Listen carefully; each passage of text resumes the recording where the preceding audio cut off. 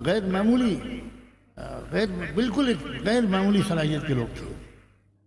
انہوں نے لکھا ہے اعلم ان علم الاخلاص والعجب والحسد والریاء فرض عین. یہ ابن عابدین لکھتے ہیں کہ یہ سیکھنا کہ اخلاص میرے اندر کیسے آئے، اپنے کو بہتر سمجھنے کی مصیبت سے مجھے چھٹکارا کیسے ملے، دوسروں کی ترقی اور نعمتوں پر حسد کی مصیبت سے مجھے نجات کیسے ملے، اور ریاکاری اور دکھاوے کی مہلک ترین بیماری سے مجھے چھٹکارا کیسے ملے، یہ سب کا علم حاصل کرنا فرض عین ہے. کون فرض عین سمجھتا ہے؟ نماز کا سیکھنا فرض عین سمجھتے ہیں بہت سے لوگ، لیکن دل کی تربیت کروانا یہ فرض عین ہے.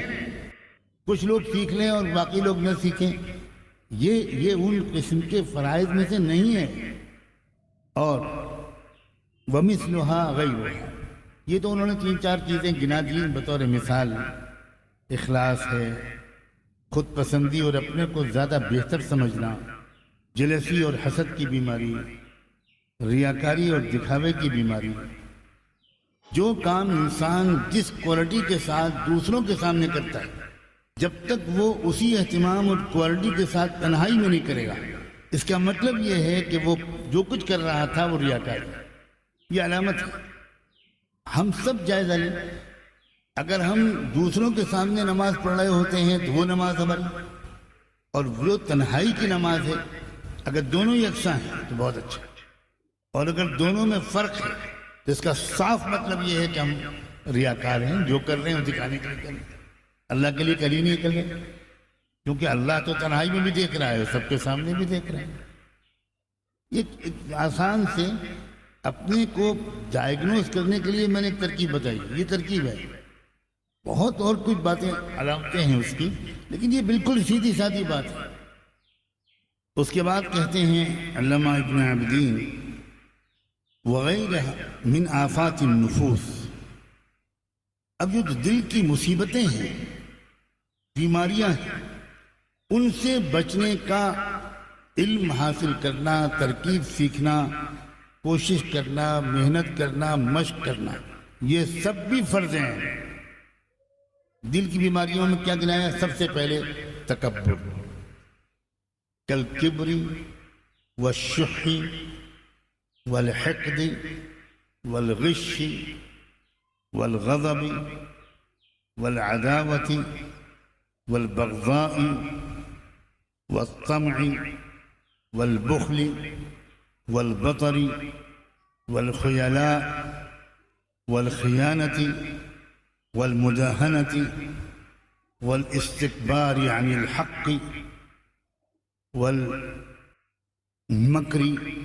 والمخادعة والقسوة وطول الأمل ونحوها. دل کی بیماریوں میں سے چند بیماریوں کا انہوں نے مثال کے طور پر ذکر کیا. سب سے پہلے تکبر، دوسرے نمبر پر اپنی رائے پر اصرار، اپنی ذات اور اپنی رائے، میری ہی بات چلے، یہ مزاج، یہ دل کی مہلک بیماریوں میں سے. جو میں کہوں وہی ہونا چاہیے. اسی طرح بخل، کنجوسی، کینہ، دل میں کسی کے بارے میں ایک رنجش جو جم جائے، جو اندر بیٹھ جائے، کسی کو دھوکہ دینا، غصے کی کیفیت، دشمنی، لالچ، اترانا، خیانت کرنا، ذمہ داری کو ادا نہ کرنا یا امانت میں خیانت کرنا، چاپلوسی، کسی بات کو حق جان کر بھی بڑائی کے احساس اور تکبر کی وجہ سے نہ ماننا، دھوکہ، چالیں چلنا، سازشیں کرنا، دھوکہ دینا، اندر کچھ ہے ظاہر کچھ کرنا، دل کی سختی، سنگ دلی، لمبے لمبے دنیاوی زندگی کے منصوبے بنانا، یہ چند چیزیں گنائی ہیں، ان میں سے سب کا تعلق دل سے۔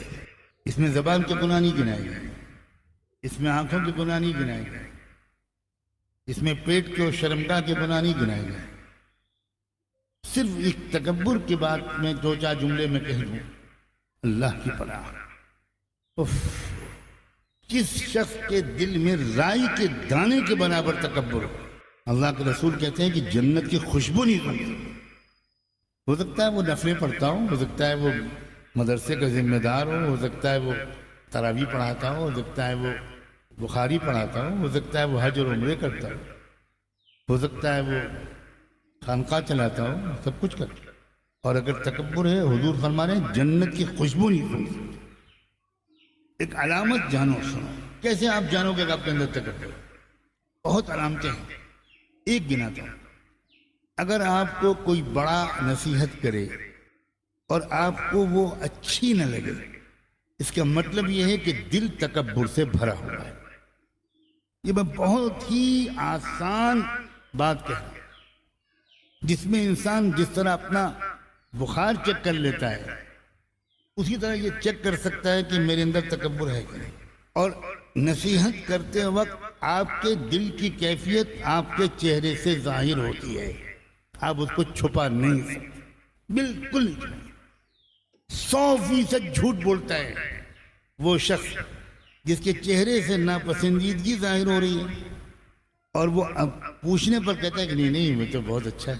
بالکل غلط بات ہے، بالکل۔ اللہ نے ایسا بنایا ہے انسان کا چہرہ کہ مکار سے مکار انسان اپنے دل کی کیفیت کو چھپا نہیں سکتا۔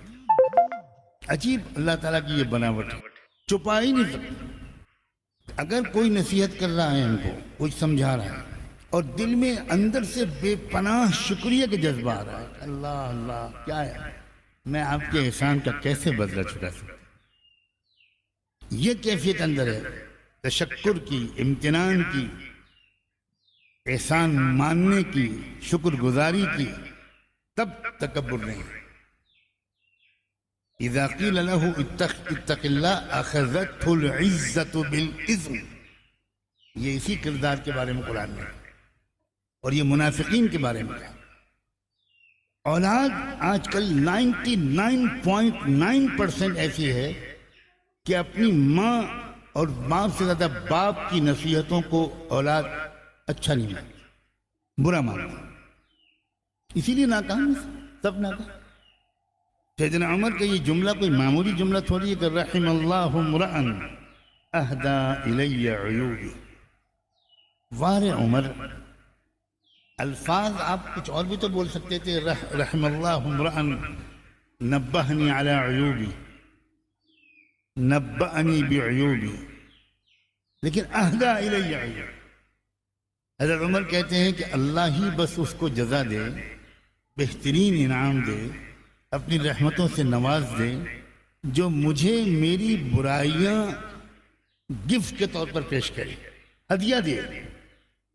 یعنی جس طرح انسان ہدیہ لے کر خوش ہوتا ہے، اس طرح حضرت عمر اس پر خوش ہوتے تھے جب کوئی ان سے کہے کہ یہ بات آپ کی ذرا ٹھیک نہیں لگ رہی، درست کرو، خوش ہوتے، یہ ہدیہ ہے۔